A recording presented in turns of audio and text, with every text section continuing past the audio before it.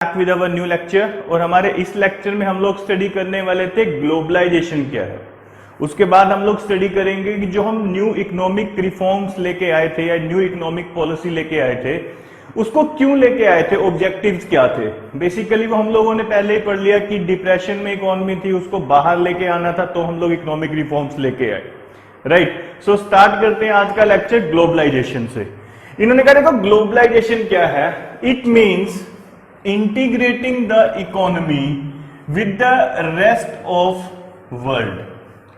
Globalisation क्या था, हमें क्या करना था, अपनी इकोनॉमी को रेस्ट ऑफ वर्ल्ड के साथ इंटीग्रेट करना था, मिलाना था। राइट, इंटीग्रेशन होता है दो चीजों को मिला देना, मींस हम लोग क्या कर सके, दूसरी कंट्री में इजिली जा सके, वहां के लोग इजिली आ सके, उसको हम लोगों ने क्या बोल दिया, ग्लोबलाइजेशन बोल दिया। तो ग्लोबलाइजेशन का मतलब क्या था, अपनी इकोनॉमी को रेस्ट ऑफ वर्ल्ड की इकोनॉमी के साथ इंटीग्रेट करना इज कॉल्ड ग्लोबलाइजेशन। राइट, अब इन्होंने कहा ऐसा किया क्यों गया या इसके फीचर्स क्या है। पहले ग्लोबलाइजेशन के फीचर्स पढ़ेंगे, किया क्यों है वहां पे क्लियर हो जाएगा। तो फर्स्ट फीचर था free flow of goods and services in all the countries. इन्होंने कहा देखो ग्लोबलाइजेशन हो गया, आप लोगों के दूसरी कंट्रीज के साथ अच्छे रिलेशन हो गए, इंपोर्ट एक्सपोर्ट स्टार्ट हो जाएगा। तो जब इंपोर्ट एक्सपोर्ट स्टार्ट होगा तो क्या था उसका मतलब, उसका मतलब था कि आप लोग क्या कर पा रहे हो, free flow of goods and services कर पा रहे हो। एक कंट्री में बनी चीजें दूसरी कंट्री में क्या था, जा सकती थी, और वहां पे बनी चीजें उस पर्टिकुलर कंट्री में आ सकती थी। Then next, free flow of capital in all the countries. अब कैपिटल का मतलब क्या था, इन्होंने कहा कि अगर किसी कंट्री के पास ज्यादा कैपिटल है और किसी के पास नहीं है तो वो क्या कर सकते थे, उस कंट्री में जाके इन्वेस्टमेंट कर सकते थे। ऐसा पॉसिबल क्यों हुआ, क्योंकि हमने अपनी इकोनॉमी को रेस्ट ऑफ द वर्ल्ड की इकोनॉमी के साथ क्या कर लिया, इंटीग्रेट कर लिया था। राइट, इस कारण से क्या हुआ, हम लोगों के पास जो कैपिटल थी उसका भी फ्लो क्या हो गया, फ्री हो गया। Then next, free flow of information technology. जब ग्लोबलाइजेशन हुआ तो इंफॉर्मेशन टेक्नोलॉजी भी क्या होनी स्टार्ट हुई, इंपोर्ट होनी स्टार्ट हुई, एक्सपोर्ट होनी स्टार्ट हुई, उसका फ्लो भी क्या हो गया था, फ्री हो गया था। Free movement of people in all the countries. जब हम लोगों की इंपोर्ट एक्सपोर्ट स्टार्ट हुए, इंफॉर्मेशन टेक्नोलॉजी का इंपोर्ट एक्सपोर्ट स्टार्ट हुआ, फ्री फ्लो हुआ, तो क्या था, अब इंडिया के लोग बाहर भी काम करने जा रहे थे, बाहर के लोग इंडिया में भी काम करने आ रहे थे। क्यों पॉसिबल था ग्लोबलाइजेशन, तो इन्होंने कहा कि जो मूवमेंट ऑफ पीपल थी ना बिटवीन द कंट्रीज वो भी क्या हो गई थी, फ्री हो गई थी। Same conflict solving technique. अब कंफ्लिक्ट सोल्विंग टेक्निक्स क्या थी, इंडस्ट्रीज में कंफ्लिक्ट अराइज हो जाते हैं एम्प्लॉयर एम्प्लॉय में।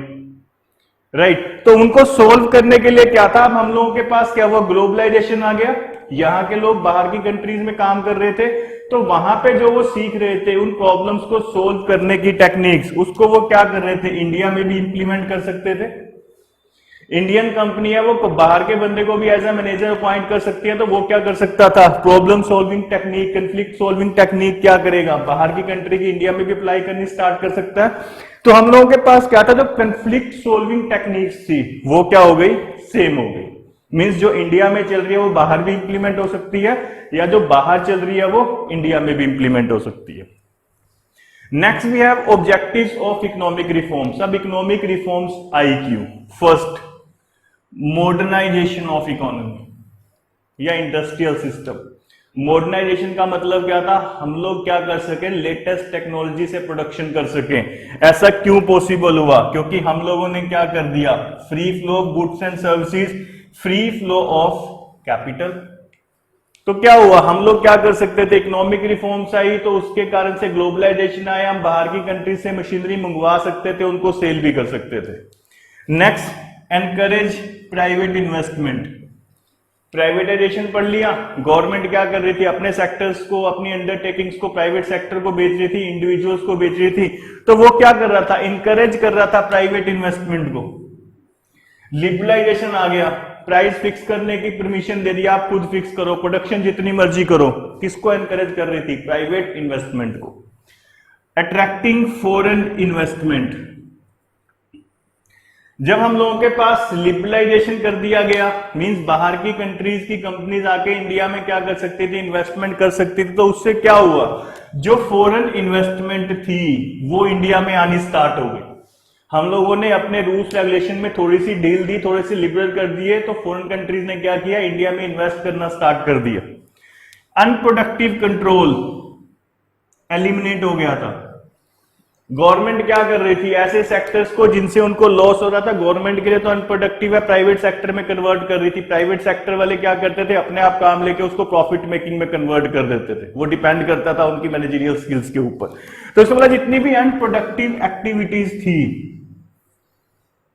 उनको हम लोगों ने क्या कर दिया, बाहर कर दिया था हमारे सिस्टम से, right. Next, connecting Indian economy with the world economy. ऐसा क्यों हुआ था, क्योंकि हम लोगों ने क्या कर दिया, ग्लोबलाइजेशन इंप्लीमेंट कर दिया। हमने क्या दिया, आप दूसरी कंट्री के साथ इंपोर्ट एक्सपोर्ट करो, बाहर जाओ, चीजें सीख के आओ, यहां पे बनाओ। तो हमारी इकोनॉमी क्या हो गई थी, कनेक्ट हो गई थी रेस्ट ऑफ द वर्ल्ड की इकोनॉमी के साथ। फिजिकल डेफिसिट, मैंने बताया आप लोगों को, प्राइवेटाइजेशन आया, गवर्नमेंट किन कंपनीज का प्राइवेटाइजेशन कर रही थी, जो गवर्नमेंट के लिए लॉस क्रिएट कर रही थी। गवर्नमेंट का फिजिकल डेफिसिट मतलब जिनका एक्सपेंडिचर ज्यादा था, गवर्नमेंट को इनकम नहीं हो रही थी वहां से, तो गवर्नमेंट ने क्या किया, उनका प्राइवेटाइजेशन कर दिया। तो गवर्नमेंट का फिजिकल डेफिसिट क्या हो गया था, कम हो गया था या कंट्रोल कर लिया था। Next, increase in foreign exchange reserve, export होगा तो हम लोगों के पास क्या होगा, फॉरेन करेंसी आएगी। तो वो इन्होंने बोल दिया, लोग क्या था, लोगों का फ्री फ्लो हो रहा था, लोग कभी भी एक कंट्री से दूसरी कंट्री में घूमने जा सकते थे। तो उस चीज से क्या हुआ, अगर बाहर के लोग इंडिया में आ रहे हैं तो हमारे पास फॉरेन एक्सचेंज आता है, तो हमारा जो एक्सचेंज रिजर्व था वो क्या होना स्टार्ट हो गया, increase. Control unprofitable industrial units, जब ग्लोबलाइजेशन आया, प्राइवेटाइजेशन, लिबरलाइजेशन, तो गवर्नमेंट ने ये चेक किया ऐसी यूनिट्स कौन सी है जो अनप्रॉफिटेबल है, क्या उनको प्रॉफिटेबल यूनिट्स में कन्वर्ट किया जा सकता है।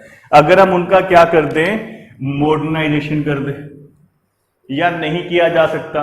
गवर्नमेंट ने डिफरेंट एस्पेक्ट्स देखे, उसके बाद उन्होंने क्या किया, जो अनप्रॉफिटेबल यूनिट्स थी उनको कंट्रोल करना स्टार्ट किया, राइट। उनको प्रॉफिटेबल यूनिट्स में कन्वर्ट करना स्टार्ट किया या प्राइवेटाइजेशन कर दिया, वो डिपेंड करता था, राइट गाइस।